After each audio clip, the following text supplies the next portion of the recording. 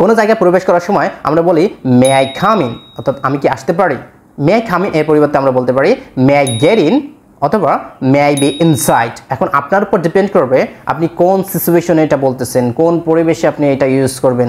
বস এর রুমে যাওয়ার সময় অথবা ইন্টারভিউয়ের সময় যদি আপনি বলতে চান তাহলে অবশ্যই আপনাকে মেনশন করতে পারে may I come in sir, may I get in sir, may I be inside sir. So এখন থেকে আমরা কিন্তু যে কোনো জায়গায় যে কোনো পার্সোনাল রুমে যাওয়ার সময় অনুমতি নিতে পারি may I come in, may I get in, may I be inside.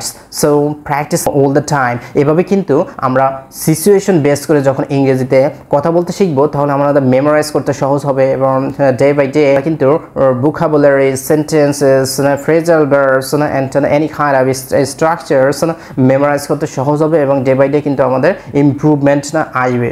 So practice all the time on yourselves. It's a very effective way for being a fluent speaker. So thank you for watching and see you soon.